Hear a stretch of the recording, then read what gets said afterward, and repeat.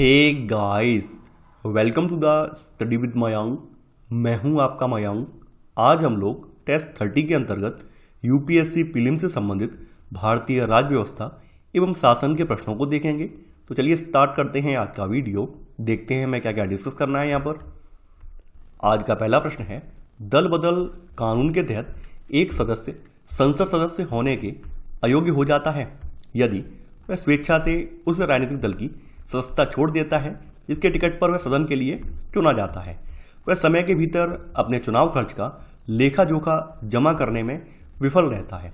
कोई भी मनोनीत सदस्य 6 महीने की समाप्ति के बाद किसी भी राजनीतिक दल में शामिल होता है।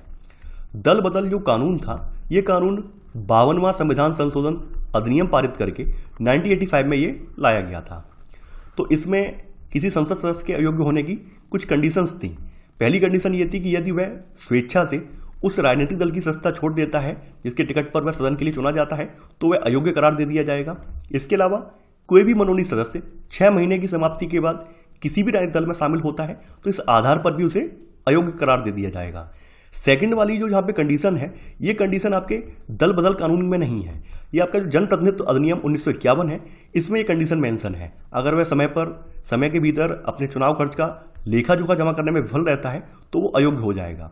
तो ये सेकंड वाली जो कंडीशन है वो दल बदल कानून की नहीं है बल्कि जनप्रतिनिधित्व अधिनियम 1951 की है। तो इस हिसाब से आपका सेकंड वाला गलत हो जाएगा। तो यहाँ पर आपका केवल 1 और 3 सही है। तो आपका सही आंसर है पहले का सी, केवल 1 और 3। दूसरा प्रश्न है अब आपका, उपभोक्ता कल्याण कोष के संदर्भ में निम्नलिखित कथनों पर विचार कीजिए। पूछा गया है कौन सा कथन सही है। यह उपभोक्ता संरक्षण अधिनियम 2019 के तहत स्थापित किया गया है। कोष का संचालन उपभोक्ता मामलों के विभाग द्वारा किया जा रहा है। फंडिंग के मामले में स्थानीय पहुंच वाली परियोजनाओं को प्राथमिकता दी जाती है। देखिए, आपका पहला वाला कथन गलत है। यह केंद्रीय वस्तु एवं सेवा कर, यानी जिसको आप सेंट्रल जीएसटी के रूप में जानते हैं, तो सीजीएसटी अधिनियम 2017 के तहत यह स्थापित किया गया है। तो आपका पहला वाला कथन गलत हो जाएगा। 1992 के उपभोक्ता कल्याण कोष नियमों को सीजीएसटी नियम 2017 के तहत शामिल कर लिया गया है। इस वजह से आपका पहला वाला गलत हो जाएगा। सेकंड वाला आपका कथन सही है। इस कोष की स्थापना राजस्व विभाग यानी कि वित्त मंत्रालय के अधीन जो आता है, इसके द्वारा की गई है और यह उपभोक्ता मामलों के विभाग यानी उपभोक्ता मामले, खाद्य और सार्वजनिक वितरण मंत्रालय द्वारा ये संचालित किया जा रहा है। तो यहाँ पर आपका सेकंड वाला कथन सही है। यहाँ पे बोला गया है थर्ड वाले में कि फंडिंग के मामले में यह स्थानीय पहुंच वाली परियोजनाओं को प्राथमिकता दी जाती है, जो कि गलत है। देखिए, ये उपभोक्ता कल्याण कोष जो है वो राष्ट्रीय, बहुराज्य और नवीन विचारों वाले अखिल भारतीय कवरेज वाली जो परियोजनाएं होती हैं, इनसे इनके वित्त पोषण को यहाँ पर प्राथमिकता मिलेगी, न कि स्थानीय पहुंच वालों को। तो यहाँ पर आपका केवल सेकंड वाला कथन सही है। तो आपका सही आंसर है सेकंड का भी, केवल 2। तीसरा प्रश्न है अब आपका, विधान परिषद के संदर्भ में निम्नलिखित में से कौन सा कथन सही नहीं है, ये आपको बताना है। कूट का प्रयोग करके सही उत्तर का चयन करना है। विधान परिषद की अधिकतम शक्ति विधानसभा की कुल संख्या का 1/3 निर्धारित की जाती है और न्यूनतम शक्ति 40 निर्धारित की जाती है। विधान परिषद के सदस्यों की कुल संख्या में से 5/6 परोक्ष रूप से निर्वाचित होते हैं और 1/6 राज्यपाल द्वारा मनोनीत होते हैं। विधानसभा के सदस्यों के विपरीत विधान परिषद के सदस्य अप्रत्यक्ष रूप से चुने जाते हैं और परिषद की जो अधिकतम संख्या होती है, ये विधानसभा की कुल संख्या का 1/3 निर्धारित की जाती है और न्यूनतम संख्या जो होती है वो 40 निर्धारित की जाती है। इसका मतलब ये है कि परिषद का आकार संबंधित राज्य की विधानसभा के आकार पर निर्भर करता है और यह राज्य के विधायी मामलों में सीधे निर्वाचित सदन की प्रधानता सुनिश्चित करने के लिए ऐसा किया जाता है। तो यहाँ पर आपका पहला वाला कथन बिल्कुल सही है। सेकंड वाला जो कथन है ये भी सही है कि विधान परिषद के सदस्यों की कुल संख्या में 5/6 परोक्ष रूप से निर्वाचित होते हैं और 1/6 राज्यपाल द्वारा मनोनीत होते हैं। तो आपका सेकंड वाला भी सही है। अब यहाँ पे चूंकि पूछा गया है कौन सा कथन आपका सही नहीं है, तो यहाँ पर आपका आंसर होगा डी, ना तो एक गलत है और ना ही दूसरा। चौथा प्रश्न है आपका, लोकसभा चेयरपर्सन के पैनल के संदर्भ में निम्नलिखित कथनों पर विचार कीजिए। पूछा गया है कौन सा कथन सही है। लोकसभा अध्यक्ष सदस्यों में से, देखिए मैं नहीं है बल्कि मैं से है, 5 से अधिक चेयरपर्सन का एक पैनल नामित करता है। जब चेयरपर्सन के पैनल का कोई सदस्य भी मौजूद नहीं होता है तो सदन द्वारा निर्धारित कोई अन्य व्यक्ति अध्यक्ष के रूप में जो है कार्य करता है। देखिए, आपका पहला वाला कथन सही नहीं है। लोकसभा के नियमों के तहत अध्यक्ष जो है सदस्यों में से 10 से अधिक चेयरपर्सन का एक पैनल नामित करता है, न कि 5 से अधिक। यानी यहाँ पर 10 से अधिक चेयरपर्सन का एक पैनल यहाँ पर नामित किया जाता है। तो यहाँ पर आपका पहला वाला कथन गलत हो जाएगा। सेकंड वाला कथन यहाँ पर बिल्कुल सही है कि जब चेयरपर्सन के पैनल का कोई सदस्य भी मौजूद नहीं होता है तो सदन द्वारा निर्धारित कोई अन्य व्यक्ति अध्यक्ष के रूप में कार्य करता है। तो यहाँ पर आपका सेकंड वाला कथन सही है। यहाँ पर आपका सही आंसर होगा चौथे का बी, केवल सेकंड। पांचवा प्रश्न है आपका, किसी राज्य की विधान परिषद को केवल तभी विघटित किया जा सकता है जब, बताना है कब किया जाएगा। संबंधित राज्य की विधानसभा ने इस आशय के लिए एक साधारण विधेयक पारित किया हो, संसद ने एक साधारण बहुमत द्वारा उस संकल्प को मंजूरी दी हो जो पहले ही संबंधित राज्य विधानसभा में विशेष बहुमत से पारित हो चुका हो, राष्ट्रपति ने संबंधित राज्यों के राज्यपाल की एक लिखित रिपोर्ट को मंजूरी दी हो, इस आशय का एक संविधान संशोधन अधिनियम संसद द्वारा विशेष बहुमत से पारित किया गया हो। देखिए, संसद एक विधान परिषद को यदि वह पहले से मौजूद है किसी राज्य में, इसको विघटित कर सकती है या फिर इसका गठन कर सकती है यदि वह पहले से मौजूद नहीं है। तो ऐसी कंडीशन में वो नई विधान परिषद बना भी सकती है और यहाँ पर पहले से मौजूद है उसको वो हटा भी सकती है। यदि संबंधित राज्य की विधानसभा इस आशय का संकल्प जो है पारित करती है तो यहाँ पर ये ऐसा संसद कर सकती है। इस तरह के प्रस्ताव का राज्य विधानसभा द्वारा विशेष बहुमत से पारित किया जाना आवश्यक है, अर्थात यह विधानसभा की कुल सदस्यता का बहुमत हो और यह बहुमत उपस्थित और मतदान करने वाले सदस्यों की संख्या के 2/3 से कम नहीं होना चाहिए। तो यहाँ पर आपका इस हिसाब से आपका बी वाला सही है कि संसद ने एक साधारण बहुमत द्वारा उस संकल्प को मंजूरी दी हो जो पहले ही संबंधित राज्य विधानसभाओं में विशेष बहुमत से पारित हो चुका हो। तो यहाँ पर आपका बी वाला सही है। तो आपका सही आंसर है 5 में का बी वाला। छठवां प्रश्न है आपका, निजी सदस्य विधेयक के बारे में निम्नलिखित में से कौन सा सत्य नहीं है, ये आपको बताना है। यह सार्वजनिक मामलों में विपक्षी दल के रुख को दर्शाता है, इसके संसद द्वारा अनुमोदित होने की संभावना कम होती है, सदन द्वारा इसकी अस्वीकृत का सरकार में संसदीय विश्वास या इसके इस्तीफे पर कोई प्रभाव नहीं पड़ता, सदन में इसे पेश करने के लिए 3 महीने के नोटिस की आवश्यकता होती है। देखिए, यहाँ पर आपका पहला वाला बिल्कुल सही है। यानी यहाँ पर ये जो है निजी जो विधेयक की विशेषताएं ये होती हैं कि यह सार्वजनिक मामलों पर विपक्षी दल के रुख को दर्शाता है, पहली विशेषता ये होती है। तो यहाँ पर आपका ए वाला बिल्कुल सही है। इसके अलावा इसके संसद द्वारा अनुमोदित होने की संभावना कम होती है, ये बात भी सही है। आपका थर्ड वाला ये है, ये भी सही है कि सदन द्वारा इसकी अस्वीकृत का सरकार में संसदीय विश्वास या उसके इस्तीफे पर कोई प्रभाव नहीं पड़ता है। तो आपका सी वाला भी सही है। डी वाला जो है ये गलत है। देखिए, सदन में इसे पेश करने के लिए 1 महीने की नोटिस की आवश्यकता होती है, ना कि 3 महीने की। यहाँ पर 1 महीने की नोटिस की इसमें आवश्यकता होती है। तो यहाँ पर आपका सही आंसर होगा छठवें का डी वाला। 7वां प्रश्न है आपका, निम्नलिखित कथनों पर विचार कीजिए। पूछा गया है कौन सा कथन आपका सही है। पहला है, राष्ट्रपति के चुनाव में संसद के निर्वाचित और मनोनीत दोनों सदस्य वोट दे सकते हैं। संघ राज्य क्षेत्रों में से केवल दिल्ली विधानसभा के निर्वाचित सदस्य राष्ट्रपति के चुनाव में मतदान करने के हकदार हैं। संविधान के भाग 5 इसके अनुच्छेद 52 से लेकर 78 के बीच 78 के बीच जो है संघीय कार्यपालिका के बारे में पूरी जानकारी विस्तृत है इसमें। तो संघ की कार्यपालिका में राष्ट्रपति, उपराष्ट्रपति, प्रधानमंत्री, मंत्रिपरिषद और भारत का महान्यायवादी इसमें शामिल होते हैं, ये बात आप जानते हैं। तो यहाँ पर आपका पहला वाला जो कथन है यहाँ पर ये सही नहीं है। यहाँ पर लिखा हुआ है राष्ट्रपति के चुनाव में संसद के निर्वाचित और मनोनीत दोनों सदस्य वोट दे सकते हैं, जो कि गलत है। यहाँ पर राष्ट्रपति के चुनाव में संसद के केवल निर्वाचित, न कि मनोनीत, तो केवल निर्वाचित सदस्य जो है वो वोट दे सकते हैं। तो यहाँ पर आपका पहला वाला गलत हो जाएगा। सेकंड वाला जो है यहाँ पे लिखा गया है कि संघ राज्य क्षेत्रों में से केवल दिल्ली विधानसभा के जो निर्वाचित सदस्य हैं इनको राष्ट्रपति के चुनाव में मतदान करने का हकदार है, ये भी गलत है। दिल्ली और जो पुदुचेरी संघ शासित प्रदेश हैं इनकी विधानसभाओं के निर्वाचित सदस्य वोट दे सकते हैं, केवल दिल्ली के नहीं। यहाँ पे जो पुदुचेरी की विधानसभा है ये भी शामिल है। तो यहाँ पर आपका सेकंड वाला भी गलत हो जाएगा। यहाँ पर आपका 1 और 2 दोनों ही गलत है। तो आंसर होगा आपका डी, ना तो एक सही है और ना ही दूसरा। 8वां प्रश्न है आपका, पंचायत अनुसूचित क्षेत्रों में विस्तार अधिनियम 1996 के बारे में निम्नलिखित कथनों में से कौन सा सही है। अनुसूचित क्षेत्रों में सभी स्तर पर पंचायतों के अध्यक्षों की सभी सीटें अनुसूचित जनजातियों के लिए आरक्षित होंगी। अनुसूचित क्षेत्रों में पूर्वानुमान, लाइसेंस या खनिजों के लिए खनन पट्टे से संबंधित मंजूरी लेने हेतु ग्राम सभा या ग्राम पंचायतों की अनुशंसा आवश्यक होगी। देखिए, आपका पहला वाला कथन बिल्कुल सही है। अनुसूचित क्षेत्रों में जो प्रत्येक पंचायत में सीटों का आरक्षण उन समुदायों की जनसंख्या के अनुपात में होगा जिन्हें संविधान के भाग 9 के अधीन आरक्षण प्रदान किया गया है। हालांकि अनुसूचित जनजातियों के लिए आरक्षण सीटों की कुल संख्या के आधे से कम ये नहीं होना चाहिए।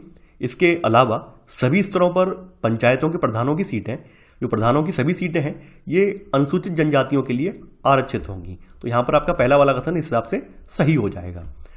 सेकंड वाला जो है ये भी सही है कि अनुसूचित क्षेत्रों में पूर्वानुमान, लाइसेंस या खनिजों के लिए खनन पट्टे से संबंधित मंजूरी हेतु ग्राम सभा या ग्राम पंचायतों की अनुशंसा आवश्यक होगी। तो यहाँ पर आपका सेकंड वाला भी सही है। तो यहाँ पर आपका 1 और 2 दोनों ही सही है। तो आपका सही आंसर है 8वें का सी, यानी 1 और 2 दोनों। 9वां प्रश्न है आपका 73वें संवैधानिक संशोधन अधिनियम के कार्यान्वयन के बारे में निम्नलिखित कथनों पर विचार कीजिए। पूछा गया है कौन सा कथन सही है। एक संवैधानिक प्रावधान होने के नाते यह अधिनियम भारत के सभी राज्यों में लागू है। संसद यह निर्देश दे सकती है कि इस अधिनियम के प्रावधान ऐसे अपवादों और संशोधनों के अधीन किसी भी केंद्र शासित प्रदेश पर लागू होंगे जैसा कि यह निर्दिष्ट करे। 73वां संवैधानिक संशोधन अधिनियम 1992 ने भारत के संविधान में एक नया भाग 9वां जोड़ा है और इस भाग का शीर्षक पंचायत है।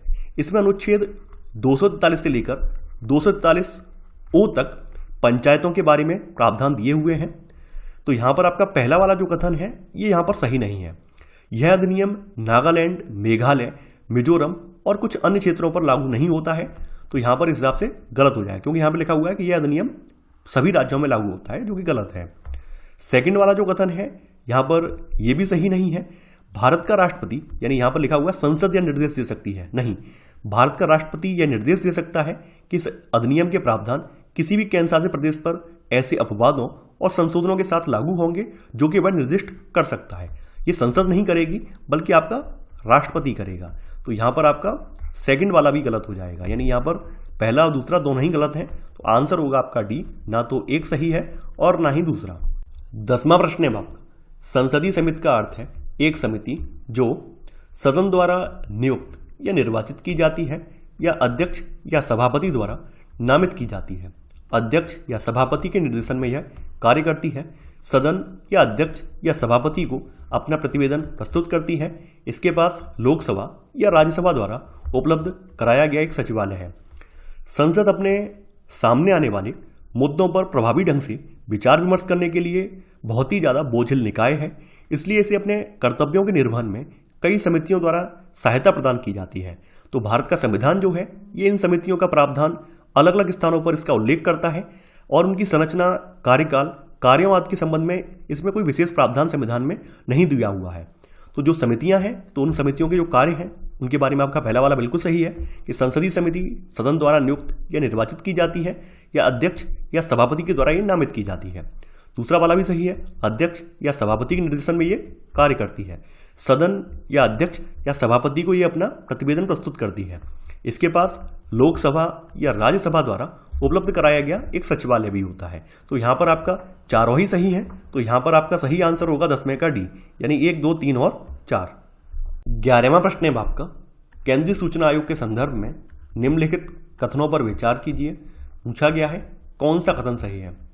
पहला है मुख्य सूचना आयुक्त एक बार कार्यकाल समाप्त होने के बाद पुनः नियुक्ति के लिए पात्र नहीं है। पुनर्गठन से पहले सूचना का अधिकार अधिनियम 2005 जम्मू और कश्मीर राज्य में लागू नहीं था। केंद्रीय सूचना आयोग की स्थापना वर्ष 2005 में केंद्र सरकार द्वारा सूचना का अधिकार अधिनियम के प्रावधानों के तहत एक आधिकारिक राजपत्र अधिसूचना के माध्यम से की गई थी। अगर केंद्रीय सूचना आयोग की अगर बात करें तो इसमें मुख्य सूचना आयुक्त और एक सूचना आयुक्त होता है और ये लोग अपने पद पर केंद्र सरकार द्वारा निर्धारित समय या जब तक वे 65 वर्ष की आयु प्राप्त नहीं कर लेते, जो भी पहले हो, या तो केंद्र सरकार के द्वारा निर्धारित समय या फिर 65 वर्ष की आयु जो भी पहले हो, तब तक ये अपने पद पर बने रहेंगे। हालांकि वे पुनर्नियुक्त के पात्र नहीं हैं। तो यहाँ पर आपका पहला वाला कथन बिल्कुल सही है। देखिए, जम्मू और कश्मीर में सूचना का अधिकार अधिनियम 2005 और उसके नियम यहाँ पर अनुच्छेद 370 की वजह से उस समय लागू नहीं हो पाए थे। हालांकि जब ये हट गई है, अनुच्छेद 370 यहाँ पे इसको हटा दिया गया है, उसके बाद आप ये देखेंगे सूचना का अधिकार अधिनियम 2005 और इसके नियम वहाँ 31 अक्टूबर 2019 से फिर लागू कर दिए गए हैं। तो यहाँ पर आपका सेकंड वाला कथन भी सही है कि पुनर्गठन से पहले सूचना का अधिकार अधिनियम 2005 जम्मू और कश्मीर राज्य में लागू नहीं था। तो यहाँ पर आपका 1 और 2 दोनों ही कथन सही हैं। तो आपका सही आंसर है यहाँ पर क्या रहेगा? सी, यानी 1 और 2 दोनों। 12वां प्रश्न है आपका, निम्नलिखित कथनों पर विचार कीजिए। पूछा गया है कौन सा कथन सही है? संविधान के अनुच्छेद 371 ए से लेकर जे के अंतर्गत विशेष प्रावधान मेघालय राज्य में लागू नहीं होते हैं। अनुच्छेद 371 एफ में सिक्किम विधानसभा में सदस्यों की न्यूनतम संख्या का उल्लेख किया गया है। देखिए यहाँ पर आपका पहला वाला कथन बिल्कुल सही है। संविधान के अनुच्छेद 371 ए से लेकर जे के अंतर्गत जो प्रावधान है वो आपके मेघालय राज्य पर लागू नहीं होते हैं। सेकंड वाला कथन आपका बिल्कुल सही है कि अनुच्छेद 371 एफ में सिक्किम विधानसभा में सदस्यों की जो न्यूनतम संख्या है इसका उल्लेख किया गया है। तो यहाँ पर आपका 1 और 2 दोनों ही कथन सही है। तो आपका आंसर होगा यहाँ पर 12 का सी, यानी 1 और 2 दोनों। 13वां प्रश्न है आपका, जनहित याचिका के संदर्भ में निम्नलिखित कथनों पर विचार कीजिए। पूछा गया है कौन सा कथन सही है? पहला है जनहित याचिका सुने जाने के अधिकार लोकस स्टैंडी के नियम का अपवाद है। शैक्षणिक संस्थान में प्रवेश से संबंधित मुद्दे के लिए जनहित याचिका दायर की जा सकती है। जनहित याचिका यानी इसको PIL या फिर पब्लिक इंटरेस्ट लिटिगेशन के रूप में जाना जाता है। तो इसकी अवधारणा 1960 के दशक में कहाँ पर? USA में उत्पन्न हुई और वहीं पर ये विकसित हुई। जनहित याचिका के पीछे उद्देश्य ये था कि समाज के कुछ शोषित, वंचित या अप्रस्तुत समूह हैं तो उनके हितों को कानूनी प्रदान किया जाए। तो इस उद्देश्य से जनहित याचिका का विकास किया गया। अब देखिए यहाँ पर एक नियम की बात हो रही है कि जनहित याचिका सुने जाने का अधिकार लोकस स्टैंडी नियम का अपवाद है। तो लोकस स्टैंडी नियम क्या होता है ये भी जान लीजिए। लोकस स्टैंडी नियम के अनुसार केवल वह व्यक्ति जिसके अधिकारों का उल्लंघन किया जाता है वह न्याय के लिए अकेले अदालत का रुख कर सकता है। जबकि यहाँ पर कोई अकेला व्यक्ति नहीं जाता है, बल्कि समाज का एक बड़ा तबका या समाज का एक बड़ा वर्ग या एक समूह जब उसके अधिकारों का हनन होता है तब कोई जनहित वाला व्यक्ति एक याचिका दायर कर सकता है। और याचिका सुप्रीम कोर्ट में अनुच्छेद 32 के तहत और हाई कोर्ट में अनुच्छेद 226 के तहत ये दायर कर सकता है। तो यहाँ पर आपका पहला वाला कथन बिल्कुल सही है। जनहित याचिका सुने जाने का अधिकार यानी कि लोकस स्टैंडी के नियम का अपवाद है। सेकंड वाला जो कथन है ये कथन आपका सही नहीं है। देखिए यहाँ पर शैक्षणिक संस्थान में प्रवेश से संबंधित मुद्दे के लिए जनहित याचिका दायर की जा सकती है, ये कि गलत है। जनहित याचिका किन किन मामलों में दायर नहीं की जा सकती है? जैसे मकान मालिक या किराएदार मामला, इस मामले में कोई जनहित याचिका नहीं डाली जा सकती है। सेवा मामला और पेंशन या उपदान से संबंधित कोई मामला है, इस मामले में PIL फाइल नहीं की जा सकती है। या फिर केंद्र या राज्य सरकारों के विभागों और स्थानीय निकायों के खिलाफ शिकायत हो तो इसके लिए आप कोई PIL दायर नहीं कर सकते हैं। चिकित्सा और अन्य शैक्षणिक संस्थान में प्रवेश से संबंधित कोई मुद्दा हो इसके लिए PIL फाइल नहीं की जा सकती है। या फिर उच्च न्यायालयों और अधीनस्थ न्यायालयों में जो पेंडिंग वाले केसेस की जल्दी सुनवाई की याचिकाएं हों उसके लिए भी आप PIL दायर नहीं कर सकते हैं। तो यहाँ पर आपका केवल पहला वाला कथन सही है। तो आपका सही आंसर है 13 का ए, केवल 1। 14वां प्रश्न है आपका, निम्नलिखित कथनों पर विचार कीजिए। पूछा गया है कौन सा कथन सही है? पहला है संवैधानिक संशोधनों सहित उन सभी विषयों पर संसद कानून बना सकती है जिन पर राष्ट्रपति द्वारा अध्यादेश जारी किया जा सकता है। कूपर केस 1970 में सर्वोच्च न्यायालय ने कहा कि अध्यादेश जारी करने की उपराष्ट्रपति की शक्ति पर न्यायालय द्वारा प्रश्न उठाया जा सकता है।